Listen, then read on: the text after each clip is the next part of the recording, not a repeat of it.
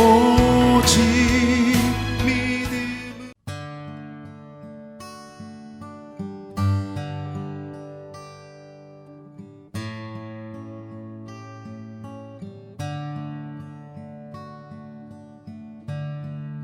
신자 되기 원합니다. 진심으로 신자 되기 원합니다. 진심으로 신자 되기 원합니다. 진심으로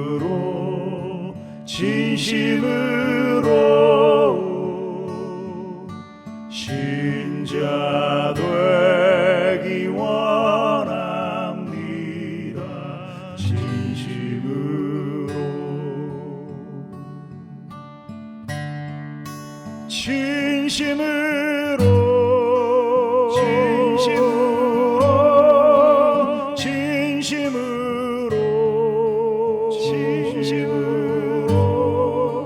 신자 되기 원합니다. 진심으로 사랑하기 원합니다. 진심으로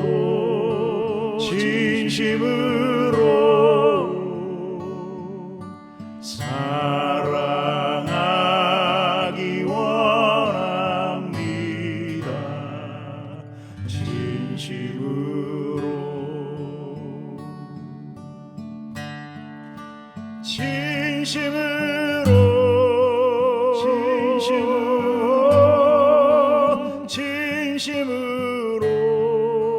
진심으로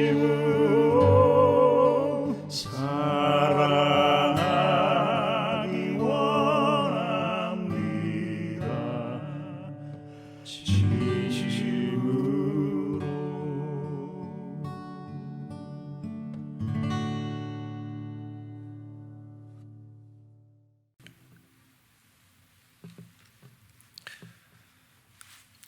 우리 주님을 닮아갈 수 있기를 원합니다. 그러기 위해서 우리가 믿는 자가 되어야 될 것입니다. 신자 되기 원합니다. 이것이 우리의 고백이 될 수 있기를 주의 이름으로 축원합니다. 저희들 함께 봉독하실 하나님 말씀 히브리서 11장 6절 말씀입니다. 저와 여러분이 한 목소리로 함께 봉독하시겠습니다. 믿음이 없이는 기쁘시게 못하나니 하나님께 나아가는 자는 반드시 그가 계신 것과 또한 그가 자기를 찾는 자들에게 상 주시는 이심을 믿어야 할지니라. 아멘.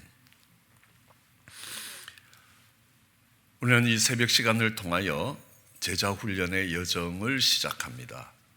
제일 먼저 시작하는 것이 믿음으로의 여정입니다. 우리는 그리스도인들을 다르게 이야기할 때 신자라고 이야기합니다. 믿을 신자를 쓰죠. 믿는 사람들이라. 하나님이 계시다는 것을 믿는 사람들이라.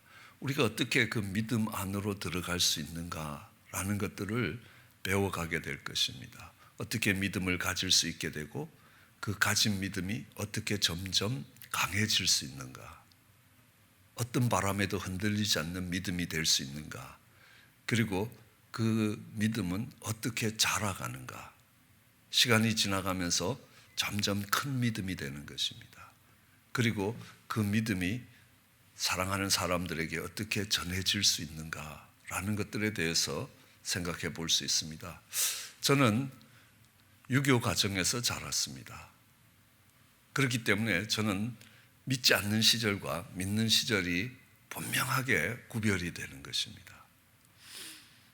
아마 모태신앙으로 자라시거나 늘 믿음의 가정에서 자라신 분들은 가랑비에 옷 젖듯이 내가 언제 그 비에 젖어서 내가 이렇게 흠뻑 비에 젖었는가를 알지 못하게 조금씩 젖어 들어와서 언젠가 믿음 안으로 들어와 있는 것들을 깨닫게 될 때도 있습니다. 그러나 저희 같은 사람들은 전혀 믿음이 없는 가정에서 자라서 이제 믿음이 생겨가는, 그리고 또 믿음으로 인하여 정말 목사로 헌신하는 자리에까지 오게 됐으니까 그 과정이 분명히, 그 바뀌는 과정이 짧으면서도 분명했다는 것이 어찌 보면 하나님께서 주신 은혜 중에 하나라고 생각을 합니다. 저는 크리스마스 때 교회 가면 교회에서 선물 준다는 것도 몰랐습니다.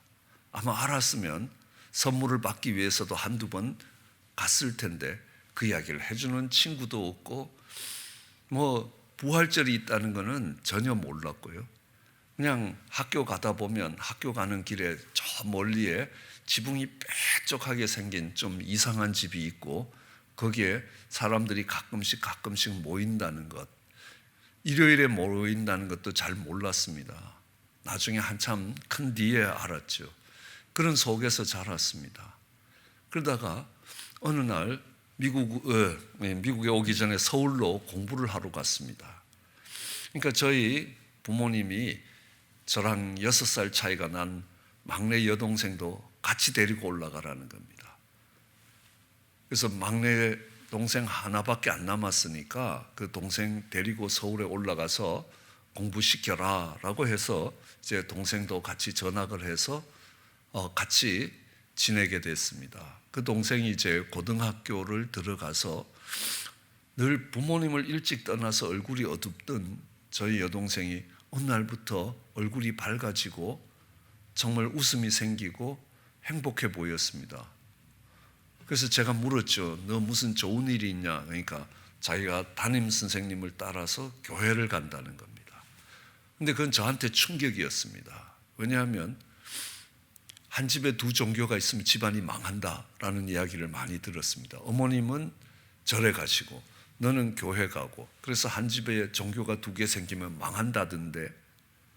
그리고 그 다음에 생각하는 게 이 기독교는 제사를 인정하지 않고 우리나라의 전통과 이런 문화들을 파괴하는 나쁜 서양 종교라고 생각을 했습니다. 그뿐만 아니라 이 공산주의에서 이야기하듯이 이 신앙은 마약 같아서 이 기독교에 미치면 집에 있는 모든 재산 교회에 갖다 바친다더라 라는 생각들이 있는 겁니다. 그래서 네가 그곳에 가면 안 된다고 정중히 타일렀습니다. 그래도 동생이 여전히 교회를 가는 것 같았습니다. 그래서 제가 할 수 있는 모든 제재를 다 가했습니다. 물리적 제재입니다. 이거는 말이 좋아서 물리적 제재지 아주 직살나게 팼다는 겁니다. 그 다음에 경제적 제재입니다. 왜냐하면 돈을 주면 다 헌금할 거라고 생각을 하니까 모든 필요한 것을 다 제가 직접 사주었습니다. 버스표까지도 제가 직접 사서 주는 그런 삶이 이어지는데도 동생은 여전히 그 많은 핍박 가운데서도 교회를 나가고 여전히 행복하다는 겁니다. 그런 시간이 한참 지나가면서 저한테 물음표가 하나 생겼습니다. 얘는 어떻게 자기의 신앙을 이렇게 붙들고 있는가? 저는 그 당시에 한참 유신 말기에 데모를 할 때였습니다. 그래서 그 정권이 퇴진하고 새로운 민주주의가 세워져야 된다라고 해서 감옥에 갈 각오를 갖고 데모를 하고 있을 때였습니다. 우리 친구들이 많이 잡혀가기도 하고 선배님 한 분은 사형을 당하기도 하고, 이런 상황 속에서 많은 친구들이 경찰서나 안기부에 잡혀갔다 오면 사람이 달라지는 겁니다. 근데 내가 경찰서에서 받는 그 정도의 핍박을 제가 제 동생한테 가하는데 우리 동생은 고등학교밖에 다니지 않는 어린 여자애가 자기의 신념, 자기의 신앙을 굳게 붙들고 있습니다. 그건 제가 보기에 평소에 저희 동생의 모습이 아니라는 겁니다. 신앙에서 오는 어떤 힘이 있다는 겁니다. 그러니까 모든 안목이 생기고 자기의 미래를 알면서 국가와 민족을 위해서 우리 한 생애를 불태워보자라고 했던 친구들도 막 바뀌는데 얘는 안 바뀐다는 겁니다. 얘를 붙들어주고 있는 힘이 어떤 것인가라는 것들을 생각해 보게 됩니다. 그렇다고 해서 핍박하던 동생에게 야, 어떻게 하면 그런 믿음이 생기냐 이렇게 물을 수는 없는 거 아닙니까? 그래서 목사님 아들이라고 이야기하는 친구를 찾아서 야, 내가 어떻게 하면 믿음을 가질 수 있겠는가? 그 믿음이 있으면 그가 붙들고 있는 신념, 그때는 신앙이라고 생각하지 않았습니다. 그 신념을 굳게 붙들고 나갈 수 있다는 겁니다. 그러니까 그 친구가 성경을 읽어보라고 이야기합니다. 성경을 읽어봤습니다. 6개월 만에 2번을 읽었습니다. 한 번을 읽으니까 무슨 말인지 잘 몰라서 두 번째는 NIV 성경과 공동 번역으로 된 쉬운 성경을 갖고 2개를 대조해 가면서 읽었습니다. 사실 6개월 만에 성경 2번 읽는 게 쉬운 일은 아닙니다. 거의 성경 읽는 것에 매달려야 그게 가능하더라고요. 근데 점점 더 의문만 생기지 이게 믿어지지 않습니다. 아니, 처녀가 아기를 낳았다. 거기에다가 정말 물이 포도주 됐다. 뭐 예수님이 무리를 걸었다. 떡 5개로 5,000명을 먹였다. 야, 지금이 어떤 세상인데 그걸 믿으라고 이야기하느냐는 겁니다. 차라리 신라의 박혁거세가 아래서 사람 됐다는 게 훨씬 더 낭만적이다 이런 생각을 했습니다. 성경을 읽어갈수록 점점 더 모순되는 부분들만 더 많이 보이기 시작하는 겁니다. 그래서 야, 이 성경을 읽어서 내가 믿음이 생길 것 같지 않다. 이 성경을 보면 볼수록 점점 더 이해가 안 되는 점들이 더 많아지고 도저히 믿을래야 믿을 수 없는 사건들이 더 많이 그 속에서 보이기 시작한다는 겁니다. 그러니까 다른 방법이 없겠냐. 그러니까 세례를 받으라고 이야기합니다. 그래서 세례를 받았습니다. 그랬더니만 믿어질 줄 알았는데 아닙니다. 달라진 게 하나도 없습니다. 그냥 친구한테 쏘갔다는 생각밖에 안 들었습니다. 그 친구에게 세례를 받아도 안 된다. 또 다른 방법은 없냐라고 이야기하니까 그 친구가 그냥 믿으면 믿어져 그러더라고요. 야, 임마, 내가 믿으면 믿어지면 내가 왜 이 부탁을 너한테 하느냐는 겁니다. 내가 안 믿으려고 그러는 거 아니지 않냐는 겁니다. 네가 시키는 방법대로 내가 다 하고 있다는 겁니다. 그런데도 안 되는데 어떻게 믿어지냐는 겁니다. 내가 믿어지지도 않는데 믿는 것처럼 교회 생활을 하고 신앙생활을 하는 거 그건 위선이다. 내가 믿어져야 그게 될 거 아니냐. 그러면서 저는 2가지를 생각할 수 있었습니다. 하나님이 안 계시거나 하나님이 계셔도 나 같은 사람은 별로 필요가 없든지 둘 중에 하나라고 결론을 내리게 됩니다. 둘 중에 어느 쪽으로 결론이 되더라도 내가 더 이상 하나님을 찾아가거나 교회 생활을 하거나 신앙생활을 할 이유가 없는 겁니다. 그리고 대학을 졸업하고 회사에서 일을 하다가 회사에서는 일을 한 시간보다 술 먹은 시간이 훨씬 더 많았습니다. 1년 365일이면 약 350일은 거의 술을 마신 걸로 기억이 됩니다. 그러던 중에 회사에서 유학을 가볼 생각이 있느냐라고 묻습니다. 그래서 집에 와서 아내에게 이야기했더니만 아내는 술 끊는 방법이 미국 가는 줄 알고 착각을 하고 그냥 목숨 걸고 미국 가자고 이야기를 하는 겁니다. 그래서 미국에 유학을 오게 됐습니다. 대학을 다닐 때는요, 야, 공대생들이 유학 가는 건 내가 이해를 할 수 있다. 왜냐하면 장비나 이런 것들이 우리나라에 없기 때문에 가서 배우고 오는 거 귀한 건데 상대생들이 왜 가냐? 책 다 있고 그거 읽으면 다 알 수 있는 건데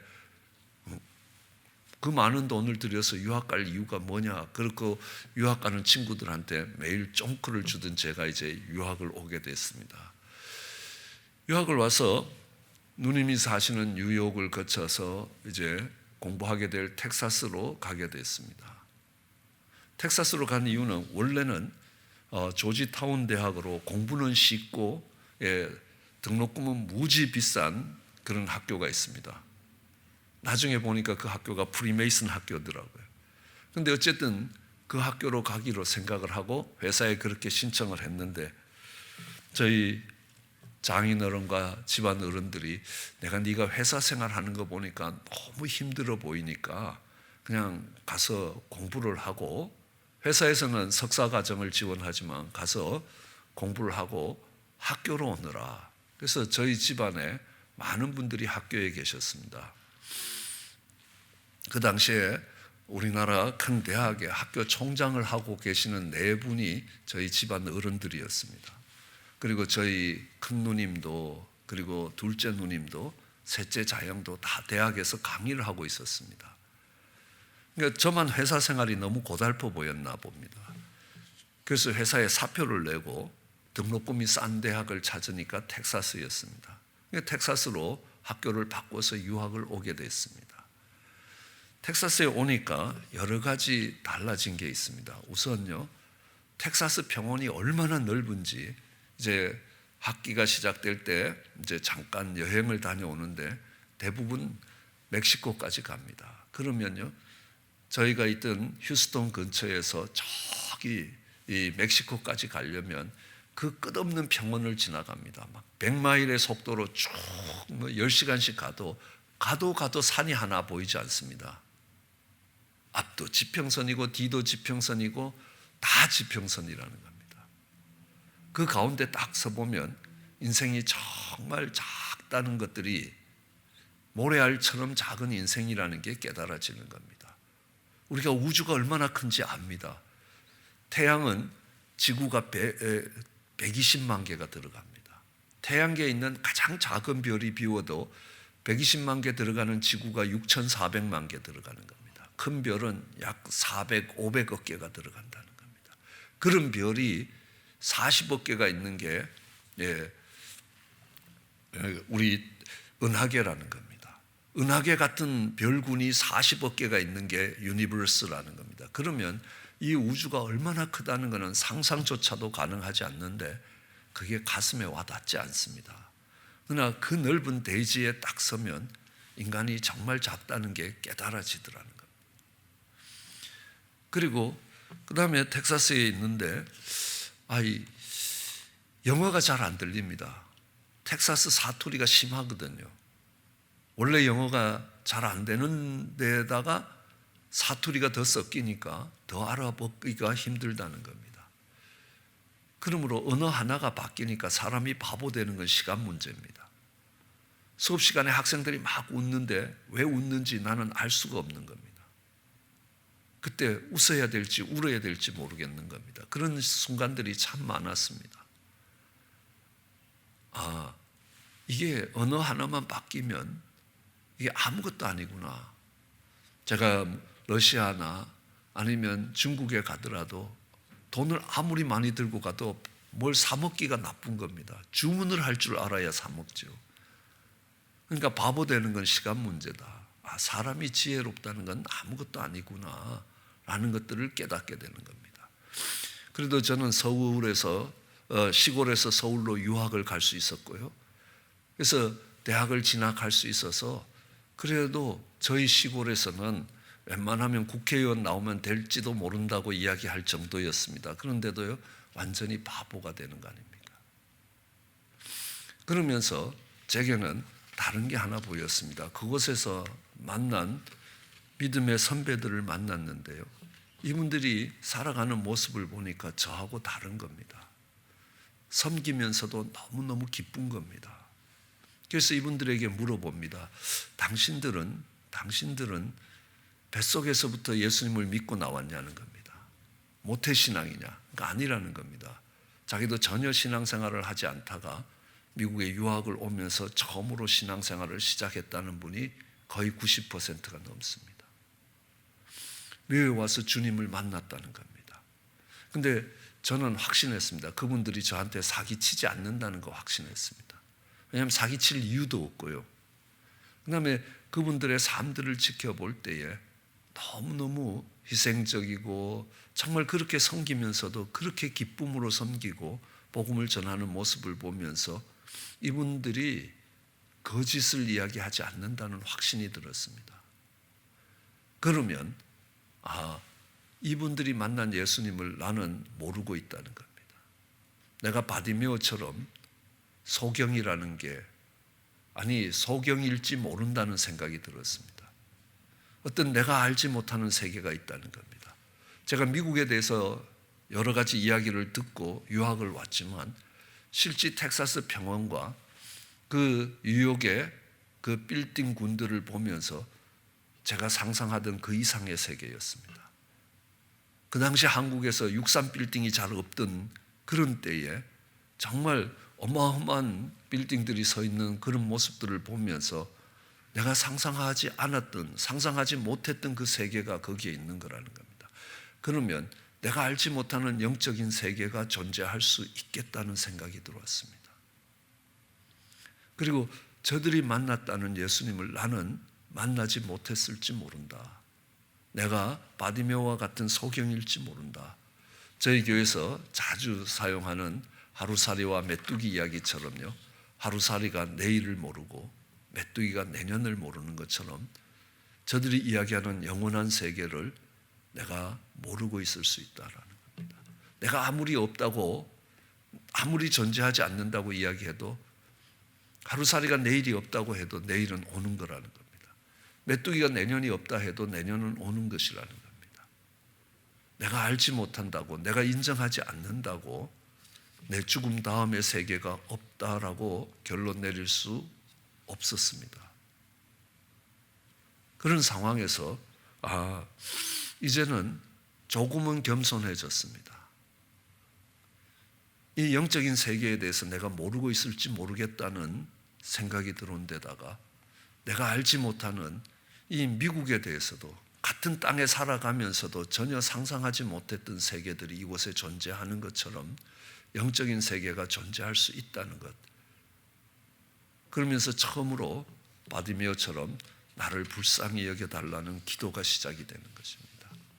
우리는 믿음의 길에 들어가기 위해서 내가 인생일 뿐이라는 그 겸손을 배우는 것이 반드시 필요하다라는 것들을 생각하게 됐습니다. 그러던 중에 이 집회를 오셨던 어느 목사님이 개미와 코끼리 이야기를 하시는 겁니다. 개미가 어느 날 코끼리가 어떻게 생겼는지 한번 보고 싶다. 그러니까 어느 날 코끼리가 개미 앞에 와서 탁 서면서 야, 내가 코끼리다. 봐라. 그러니까 개미가 그 코끼리를 볼 수 있겠냐는 겁니다. 고개가 부러지라고 이렇게 들어봐도 개미에게는 까마득한 절벽밖에 안 보일 거라는 겁니다. 개미가 그 절벽을 타고 코끼리를 한 바퀴를 다 돌고 내려와도 코끼리가 어떻게 생겼는지 알 수가 없다는 겁니다. 이 등치 차이만 나도 인식이 안 된다는 겁니다. 하느님과 나 사이에서의 이 수준 차이라는 것은 이건 어마어마하게 나는 것이라 개미하고 코끼리 차이 정도가 아닐 거라는 겁니다. 그러면 내가 하느님을 인식하고 하느님을 알 수 있는 방법은 없다는 결론이 나오는 겁니다.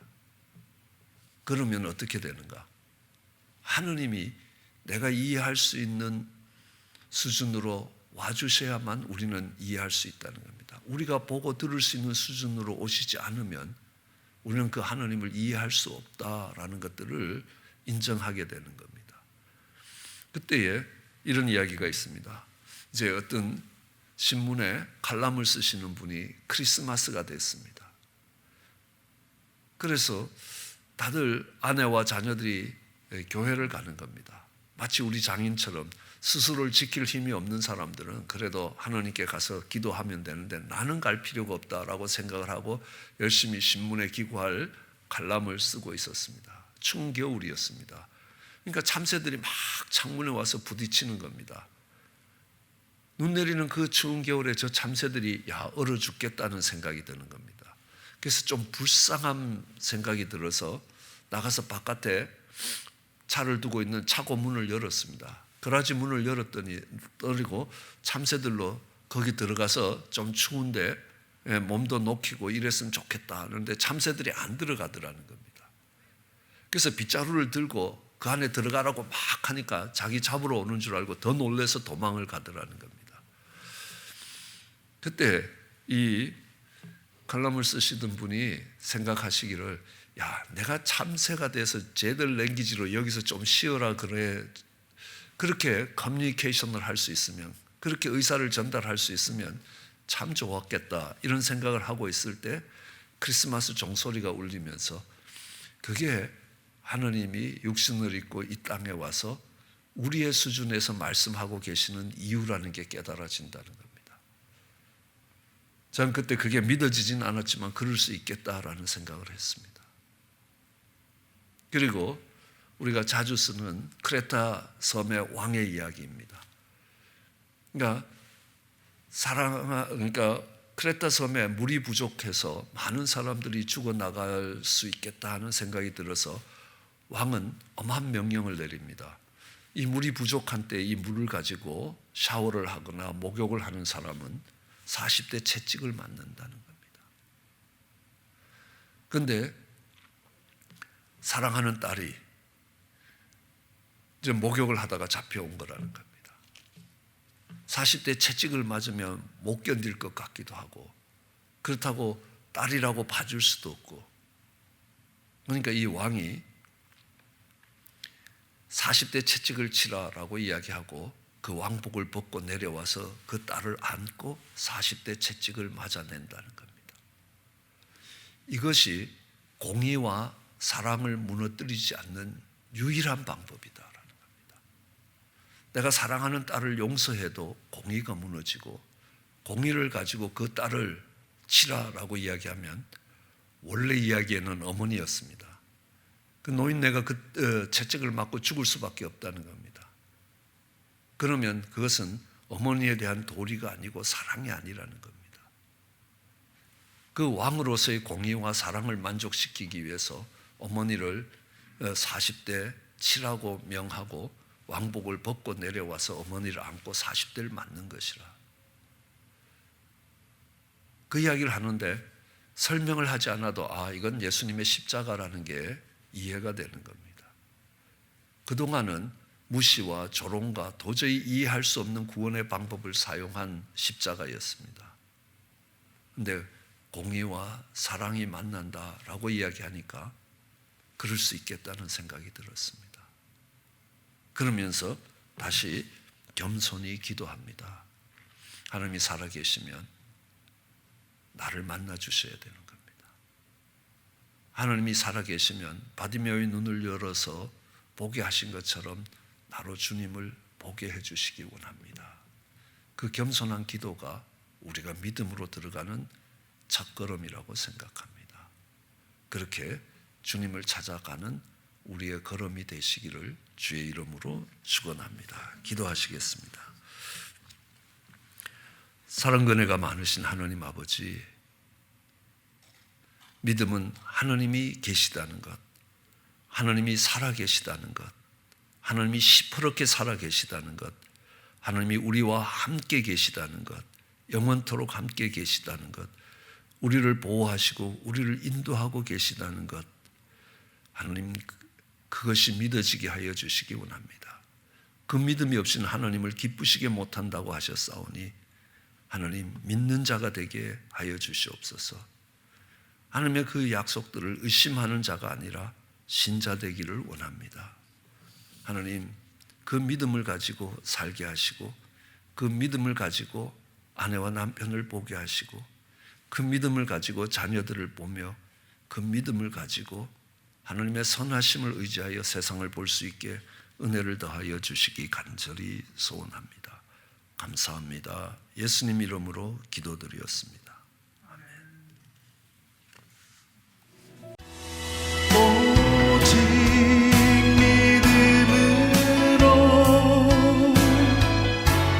믿음으로 내가 살리라.